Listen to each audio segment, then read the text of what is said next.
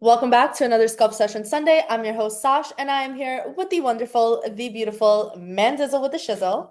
Hey guys.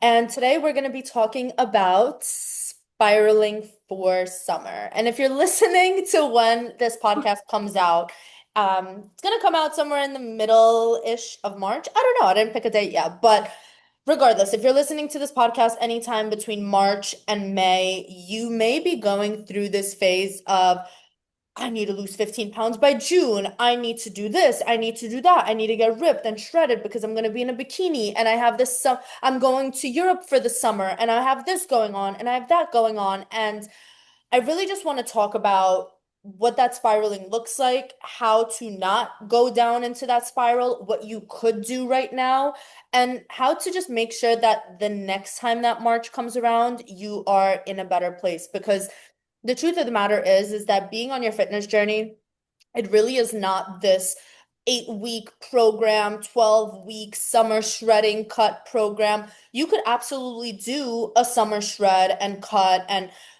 based on different seasons and based on different events that you have going on, want to look a different type of way. That is totally valid.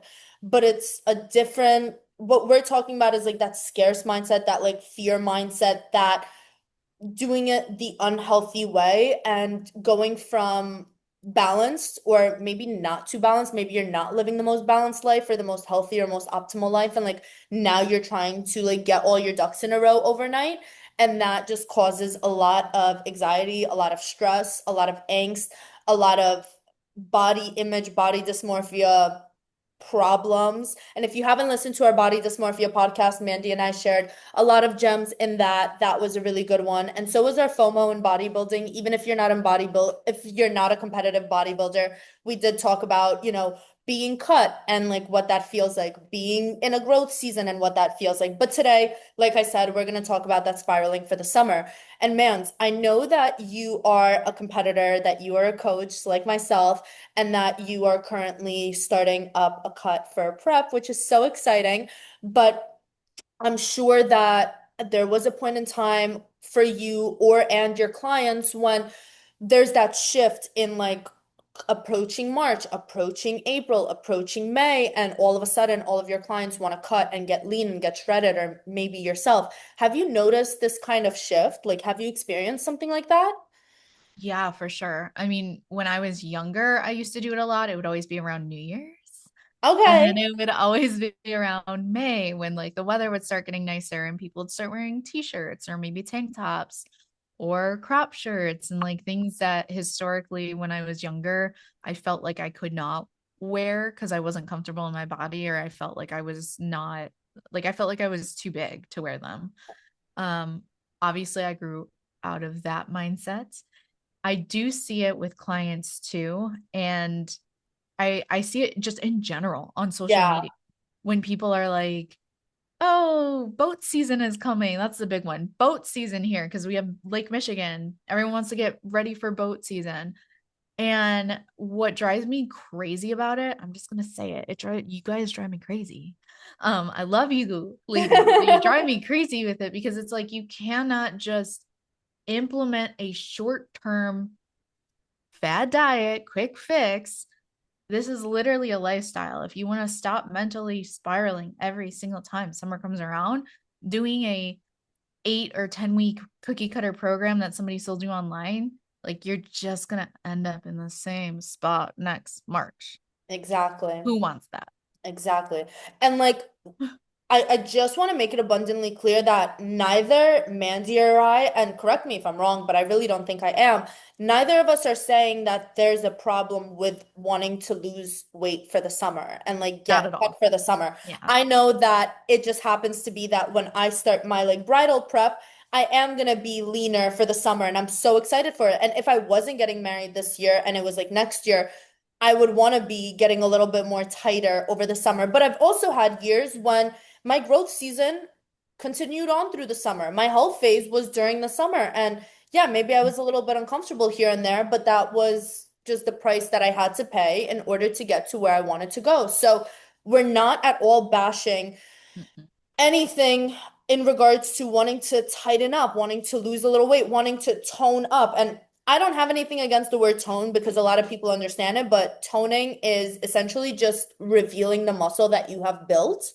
And I feel like that term and like losing weight kind of should be reserved more for like people who are building muscle and like have muscle underneath because otherwise you're just gonna end up either skinny fat or you're gonna end up string bean or you're gonna end up spiraling because now you don't have the tools like working out, like weight training, like doing all of those things. So I want to jump right into like what spiraling for the summer actually looks like because it's a sneaky little thing. It's a sneaky little thing, but I really want to paint the picture for you because you might not even realize that you're doing it because maybe you've done it for so long, or maybe this is things that you're seeing online and you're like, oh yeah, that sounds fun, but it's really toxic. And what this looks like is slashing calories aggressively. So even if you don't track calories, it's, oh, I'm not eating carbs anymore. I'm not doing this anymore. I'm not having sweets anymore. I'm cutting all of this out. It's doing a 75 hard. It's doing a 8 week fat loss summer shred challenge that doesn't leave you with actual tangible things that you can do for the rest of your life and like isn't realistic, like going to the gym twice a day to do intense cardio sessions, weight training, or like with 75 hard, doing one workout outside, one workout inside, running your nervous system into the ground. Like I mentioned, cutting carbs completely, panic cardio, so doing over an hour of cardio per day, comparing yourself to how you freaking looked like back in high school if you were like smaller or when you were not healthy or maybe skinnier or smaller, and then possibly even like buying smaller clothes to like motivate yourself to fit into it or like buying clothes for when I'm gonna be skinny, I can wear something like this. And these are all very toxic things because you are telling your brain that we are in a panic mode. Like at this point, your brain doesn't know the difference between it getting chased by a freaking grizzly bear and you just wanting to lose some weight because of how unhealthy you're approaching it. And I want you to take a second and think like, if this is something that is starting up for you in March, in April, you were fine in February. Not like you, unless you weren't living like a healthy lifestyle and like going to the gym and doing the things, you didn't seem to have really a problem in February. So it's now this outside pressure of it's the summertime. I'm going to be wearing smaller clothes. Warmer weather means more skin showing, social media, spring break bodies, lake season, beach season. I mean, I'm in Florida, so it's always like beach season here. But like, oh, vacationing, weddings, trips, travel, the old narratives about having a summer body, the urgency illusion of I don't have time. And it's not that you suddenly hate your body, it's that there's that external pressure and it gets louder and you start looking at yourself and nitpicking everything. And if you do not like something about your body, like we need to address that for what it is and not for external validation of getting lean for the summer. I feel like I kind of like spitballed a ton right Mic drop. here. Yeah. Is Yeah. there anything that you want to throw in from what I said? I what like sticks out so much to me, and I've because I've had friends that do this, um and I've had like I think even my mom not specifically go out and buy something 2 sizes too small, but hold on to old clothes, being like one day or like I will diet and that's my motivation to fit into that item of clothing. For me, that one sticks out because growing up, for like I used to compare myself to um girls that were a lot thinner. And the fact of the matter is, like, it really didn't so much have to do with like they were thinner, I had more body fat. Like, we all have different body types. Clothes look different on every single body type. Doesn't even matter. Like, you could have two people that weigh the same weight and it looks totally different on them. I didn't understand that at the time.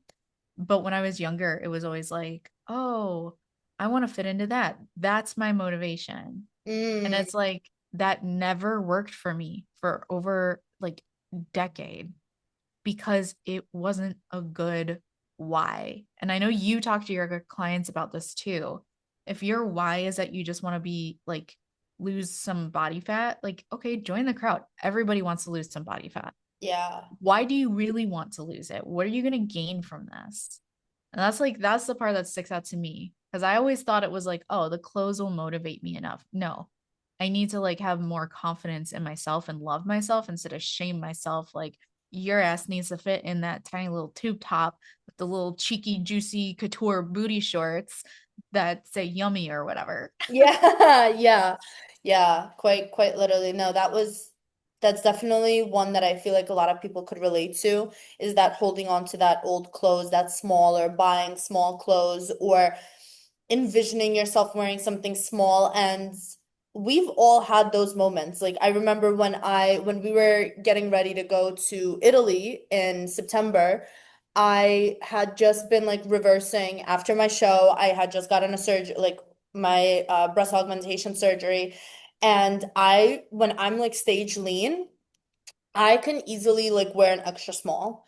So I remember I bought this dress from Australia that I was so excited about, and like it was an expensive dress, and I typically like get some things like that, but that's not like my usual to like buy like a dress like that. But I was like, "Oh my God, we're going to Italy. Like I would love to wear something like this. It's so flattering. It's so this." And I ordered an extra small because I was still in that like stage lean prep, didn't account for my new boobs. And when it came, I could not get it zipped up. And I remember having like a mental breakdown. I was like, if I was still like stage lean and didn't have these boobs, I would have been able to wear this dress. And the fact of the matter is, boobs or no boobs, it didn't go over my lats. Mm-hmm. So like stage lean or not, it wouldn't have fit because of the way that it was. And then I ordered another dress from there in a size small, and it fit a lot better, like not already for Europe for another event. But I caught myself. I was like, why the hell would I order an extra small? Why would I order an extra small? Like not even looking at the size chart, just like, oh yeah, I'm stage lean, I'm skinny, I'm gonna stay this way right now and like stay small because we're not gonna go into a growth season until I'm back from Europe. Bitch, there was no shot I was gonna fit in that. And for like as a competitor, like I'm sure you can relate, like when we are lean, there are certain clothes that we wear more, like or gym clothes that fit us better. And I know that you have yours put away in a box because when you are stage lean and when you go through that, it's like taking out your winter clothes, and then when it's not winter anymore, you put it away. Same concept. It's the same concept. When you have that phase, and like maybe if you do have a couple like pieces of clothes, or it's like a dress or something that loops around your waist, and you know that when you're leaner or when it's summer, like that's what you want to wear. Sure, by all means have that, but don't have that be the driving point as to why you're losing weight to put that on. Because I have a couple Yeah. of dresses that I know, like once we get closer to the summer and when we're in the cleanup phase and I feel like I have more abs and stuff, like I will enjoy wearing that more than I would now. And I just won't like how I look or I feel in it. So I have that in the back of my closet, but I'm not keeping it for when I'm gonna be lean in a negative way. I'm keeping it Mhm. because I know that I want to wear this in the summer, and I know that I will feel more comfortable wearing it then, and just with how I look and feel. But that's not my driving force. Not because, oh, I have this really nice green dress that like wraps around my whole body. Like, you know what I mean? So you don't have to get rid of your entire closet and like throw everything out, but also you losing weight shouldn't be to try to fit certain kind of clothes, because the truth is when you put on a certain amount of muscle, you won't fit in an extra small no matter how hard you try. No. Yeah. So, I've never fit in even at my stage leanest. I never wore an extra small. I never wore a small on top just because I do have big boobs. That was never I could be a toothpick, but with my titties. Sorry. With my boobs. It's not yeah, it's gotta I'm be a so medium. keeping that in this video with my titties. Like, yeah, I think for maybe 3 or 4 weeks, I had a size small in leggings. Otherwise, I've never worn a size small, and that's fine because that's something else I want to put in this podcast for people to listen up. Listen up, ladies. Clothes are not meant to define you. Like, you don't have to think about it as, oh, this item of clothing is telling me what size I am, and that's my worth and value. Clothes are just clothes. Yeah, it's just So, fabric and so what? material. Like, I've had to buy extra larges. Yeah, My closet has, I'm everywhere from like mediums all the way up to like extra large yeah. because they're not sized the same. And it's a mind No, fuck for us, but like, just wear whatever's comfortable. exactly. Fuck the tag. Exactly. No, I love that. I love that. That was so good. That was so good. And with what we just talked about, I want to kind of touch on a little bit of the problem with spiraling. So we talked about what spiraling looks like, why it happens, and now the problem with it. And then we're going to jump into the solution. So the problem with spiraling, and like this is really like the meat behind it, and like I want you to understand what the why this is a problem so that you know to not do it. And that is if you're starting to spiral right now in March, you will burn out by May and you will almost resent the working out, the eating clean. It will leave a bad taste in your mouth and you will not want to do it. You will probably lose muscle if you have any to begin with because you diet too aggressively and you're overdoing cardio. Mandy, you're gonna love this one. You're gonna wreck the fuck out of your hormones and your gut. And then you're gonna have to go to Mandy to get your blood work done. And you're gonna have to go through the functional route of getting yourself to a good place because you crash dieted, you ran your body into the ground, and now you don't have a period and like or not a consistent one. Um, I think that's probably the most important one that gets overlooked because it's like, oh, well, it's okay. It's like it's really not because your hormones, your gut, the damage that you can do in 2 to 3 months of an aggressive diet that's not done properly can take a year, if not more, to undo that damage and to get your body to a good place. I know this. Mandy knows this. A good chunk of our clients who have done that in the past and who we've been working with to help them get to that better place know this. And it is hard and it is a journey and it is uncomfortable and it is not worth it. So if you can avoid that now and go about things the healthier route, that would be ideal. And I'll give you a second to jump into that as well and like say any thoughts that you have on there as well. But to kind of finish off my list of the problems with it, and there may even be so many more, but binging on the weekends, right? Because you restrict yourself during the week. So, oh, Friday, Saturday, Sunday, when you go out with your friends or you go out to the beach or to the boat or this or that, oh, well, I was so good over the weekend. I did so much cardio and I did this, so I can just eat chips and act like an asshole. And we know where that goes.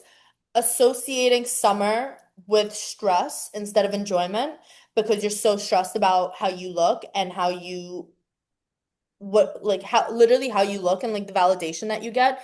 And if you're a young girl, younger or not, like literally any age, and you are single and you don't have maybe the full self-confidence in yourself and you are seeking external validation from either a male or a female or whatever, you will have a way harder time finding like that self-respect, that self-confidence for yourself throughout this, after this, during this. And you will also just reinforce that this is normal behavior for you and reinforce the cycle for next year. And I know that that's a little harsh to hear, but that,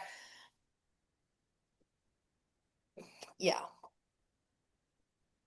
yeah, Someone has to say it yeah, because there, if I had had someone in my life at the time to shake me and be like, you are self-sabotaging, and not in a way to like guilt me, but be like, you are self-sabotaging. Where is this coming from?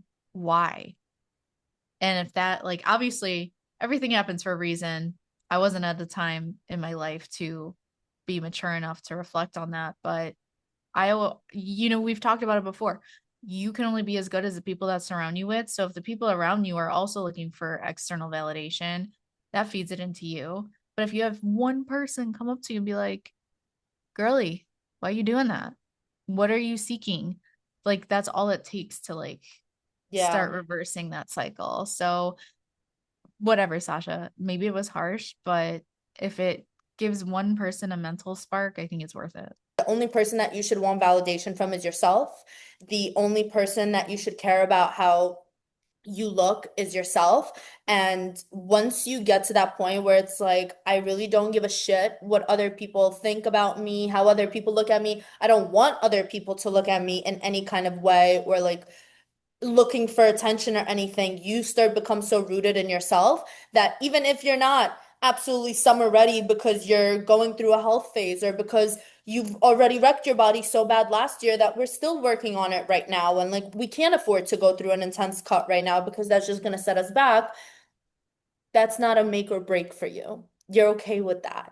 And that's that kind of like goes off topic of I guess in a way of like what it is that we're talking about, but for any like woman who's listening to this or like younger girl that's listening to this, like start chasing that validation with yourself and like that's respect within yourself because if you don't have it for yourself and if you can't be so rooted in yourself, like other people aren't going to respect you either.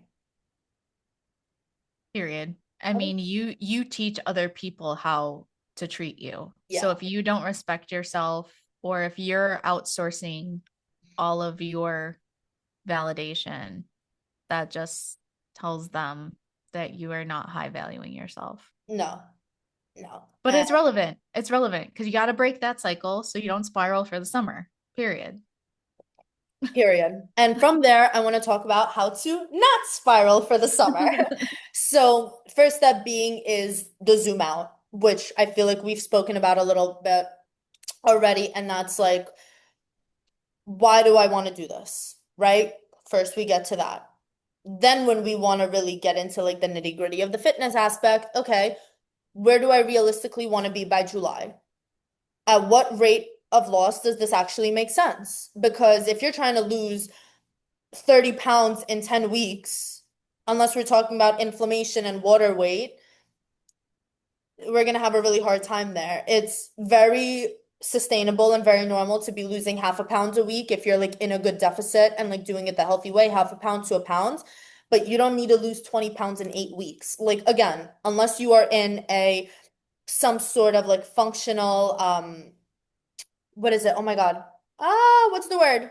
Like a Protocol? flush protocol, something Oh, where you are losing inflammation as well as fat. Like, okay, maybe you can lose more than 8 pounds in 8 weeks, but it's also not like it's not going to be continuous. Yeah, it's like exactly. a one time huge drop. Yeah. Exactly, exactly. The second step is going to be to pick non-negotiables. So I typically say pick three non-negotiables and follow through with them. Not 12, not revamp your entire life, not start going to the gym 6 times a week and doing all of this thing, but pick three simple daily non-negotiables that you can do every day. I mean, Mandz and I have covered our non-negotiables for a very continuously, but a step goal. So if you're not hitting 12, if 12,000 steps is crazy, 8 to 10K steps daily. Very realistic, very doable. Lifting 3 times a week. Very realistic, very doable. Protein with every meal. I'm not saying track every single macro, have protein with every meal. And half a gallon of water a day should be a minimum. Like that shouldn't even be a non-negotiable habit. That should just be like a daily thing. Not and like your non-negotiable should not be no carbs, no sugar, no social life, 7 times a week cardio, and like all of this crazy aggressive and intense stuff. I feel like having simpler ones that you can actually stay consistent with, you will see greater results. Yeah, I agree with that. Keep it keep it simple, sis. I like that. I like that. That's really cute. And the step three is going to be to stop starting over. Stop starting over. Like every Monday or every Sunday, or if you did well for a week and then you did go on a weekend bender, you don't need to start over. It's not about the intensity, it's about the consistency. Missing one workout, and I've seen someone do this where it's like she missed a workout and then she posted that she did two workouts in one day. And I'm like, why? Why? You missed the workout, you missed the workout. Keep it moving. You're going to do two workouts. You're going to be so tired that you're not going to show up the next day and do another workout. And then what? And then what? And knowing that like one off-plan meal doesn't mean that like your weekend is sabotaged. You don't need to completely like lose your mind if you go off plan. You can consider it a flex meal, a free meal, whatever the case may be. But with all of this said, I hope that you can have like something from those steps. And then the next steps are just like reminders that keeping muscle is a priority, especially for women. Lifting heavy, not slashing food super low so that your training is suffering. And like muscle is what gives you shape during the summer. That's why I said earlier, I said losing, I actually saw another creator say this online. She said that losing fat, like losing weight, should be kind of only for people who have gone through a muscle building phase. Because if you don't have muscle underneath there, Yeah. I mean, muscle is longevity tissue too. It's been shown the more lean muscle mass you have, the longer you live, the less comorbidities, the less health issues. Like you said, for women especially, less bone and skeletal muscle issues. You don't want to end up with osteoporosis, breaking a hip, because let me tell you what, as a nurse, you break a hip when you're older, it's pretty much a sentence. yeah, We don't want that. You no, want to be hot, sexy grandma. exactly, exactly. Who could enjoy the summer. Yeah. And with that being said, like I really just want to tie into the point that the women who look the best during the summer and can easily go through like cutting some fat off and building some muscle and like go through these phases, don't do crash diets in March. They are in a year-long plan where they're building muscle, where they're sustaining their routine, where they are consistent, and then when they come to us and they're like, hey, like, for example, our clients, right, who we've been working with for a year, for 2 years, 3 years, and then they come to us and they're like, hey, like, I have a wedding in a couple of months and it's on a trip and like I kind of want to tighten up a bit. Cool.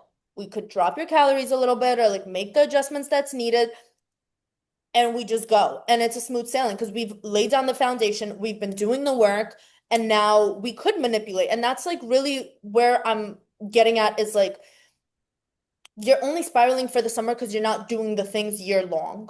If you were doing the things year long, you would not be freaking out right now. So instead of freaking out right now, focus on what you can, do what you can, and make sure that you don't let this happen next summer again because you deserve to feel confident year round. Your body is not a seasonal project, okay, where it's like, oh, I'm building muscle for 4 months during the winter and then I'm cutting for 4 months during the summer. It's like, no, it is not a seasonal project. Summer is not a deadline, and you don't need to freak the heck out. And if you do want to start like doing like a little cut now or start like your workout program or your fitness journey and actually take it seriously now, you're not going to be spiraling next March. And there's a pretty good chance that you will look good this summer too. And I mean, if you guys are looking for guidance and need a coach, we are here. Not to be like a self-pitching, but also it's like if you have a goal where yes, you want to lose body fat for the summer, first of all, like Sasha said, start now immediately, like find a good coach, a reputable coach. Yeah, we can get you to lose some fat before summer, but like the more important part is laying that foundation, like Sasha Yeah. said, because you're going to have way more confidence if you know what to eat, if you know how to fuel yourself, if you have like a routine that's consistent and you understand that when you drink enough water, you feel good. So we can help you lose a little bit of body fat, but we can also help you feel good and confident and Year trust yourself long. with your lifestyle. Yeah, and year long.